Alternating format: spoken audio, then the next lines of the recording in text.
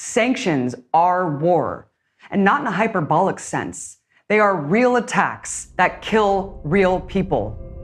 The impact of sanctions is never discussed in the US media. They're always treated as a kind of soft solution, with the assumption that they only affect society's corrupt elites. These are assumptions nowhere close to reality.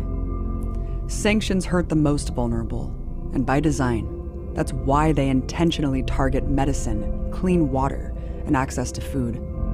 The logic of sanctions is, if you kill and starve enough innocent civilians, they'll blame their own government and rise up and overthrow them so American forces don't have to waste any blood doing so. They're not an alternative to war. Sanctions are war in every way.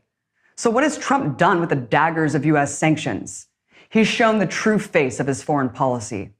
Obama implemented hundreds of sanctions during his tenure, but Trump is ramping them up in nearly every region, adding hundreds more in just his first 2 years.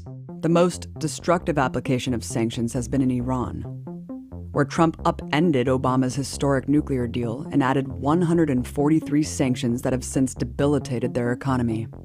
Then there's North Korea, where people give Trump credit for peace between the North and South.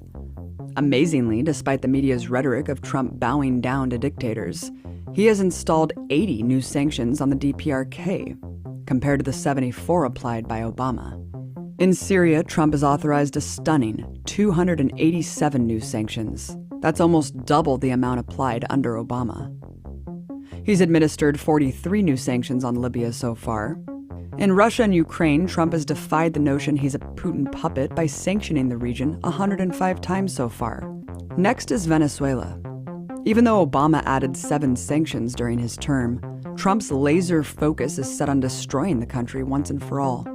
He's already employed 63 new sanctions to strangle Venezuela and undermine any chance for economic recovery.